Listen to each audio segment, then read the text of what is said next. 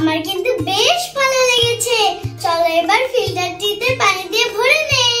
এখন পানি দিয়ে ফিল্টারটি আস্তে আস্তে ভরে নিব, না হলে পানি পড়ে যেতে পারে। দেখো ফিল্টারের কল থেকে কি সুন্দর পানি বের হচ্ছে। বিসমিল্লাহ।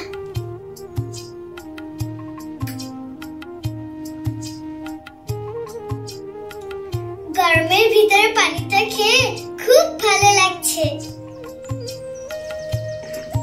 বন্ধুরা, আজকে আমার কিচেনে পুঁই শাক আর আলু দিয়ে ভেজিটেবল পাকোড়া করে দেখাবো। চলো তাহলে গাছ থেকে পুঁই শাক নিয়ে আসি। এই যে দেখো আমাদের কাছে কত সুন্দর পুঁই শাক হয়েছে। এখন আমি এগুলোই কেটে নেব।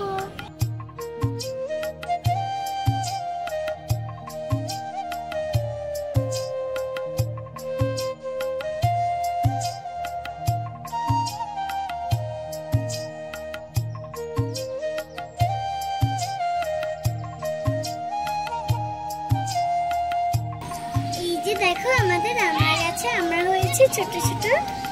এই আমড়াগুলো বড় হলে তোমাদেরকে আমড়া দিয়ে একটা রেসিপি করে দেখাবো। চলো এবার কিচেনে চলে যাই। এই যে দেখো আমি গাছ থেকে পুঁই শাক নিয়ে এসেছি আর সাথে আলু নিয়ে এসেছি।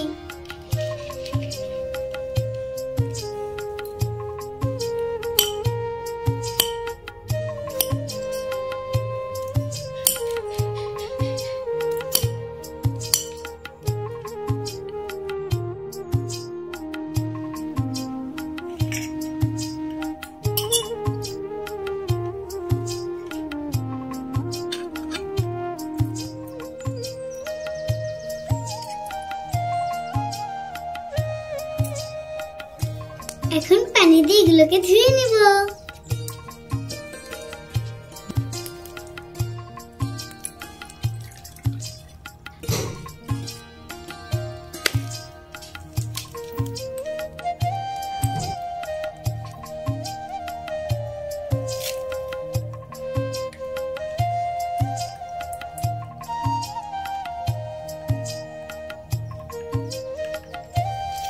বন্ধুরা, আমার ভেজিটেবল দেওয়া হয়ে গেছে। চলো এবার বেসন গুলিয়ে নেই।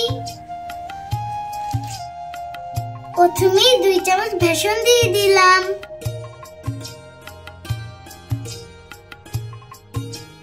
দুই চামচ চালের গুঁড়া দিয়ে দিলাম।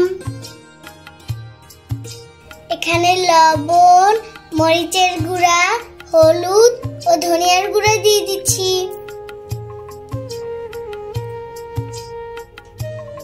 এখন সবকিছু একসাথে মিলিয়ে নিব।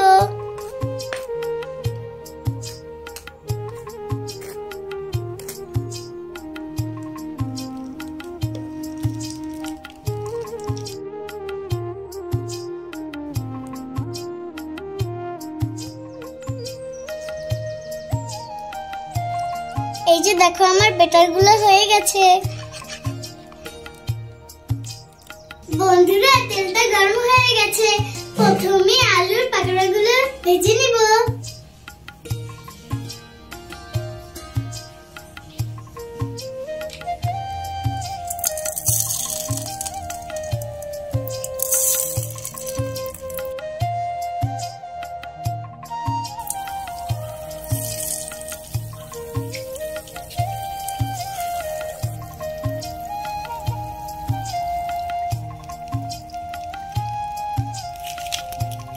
দেখো আলুর পাকোড়াগুলো হয়ে গেছে।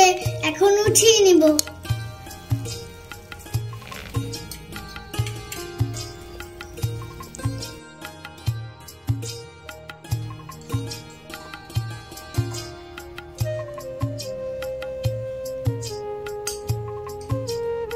এখন পুঁই শাকের পাকোড়াগুলো ভেজে নিব।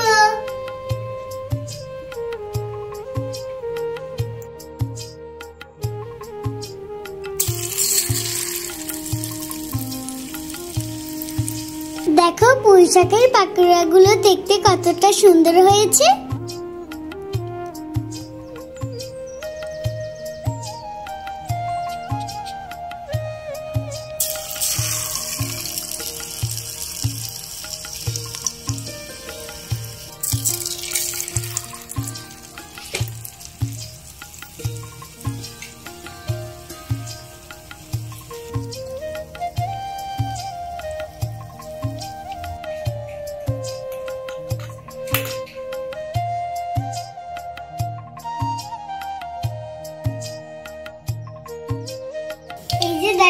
পাকোড়াগুলো কতটা ফুলকো ফুলকো হচ্ছে।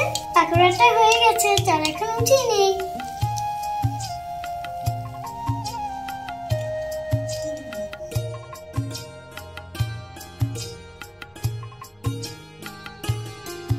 এই যে দেখো আমার 2 রকমের পাকোড়া রেডি হয়ে গেছে।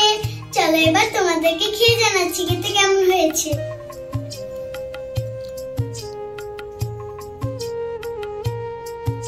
বিসমিল্লাহ।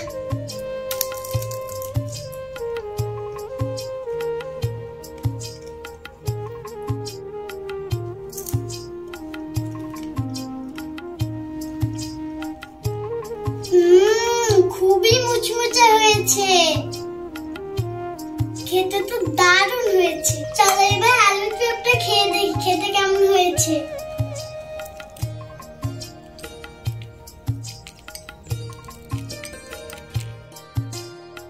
বিসমিল্লাহ।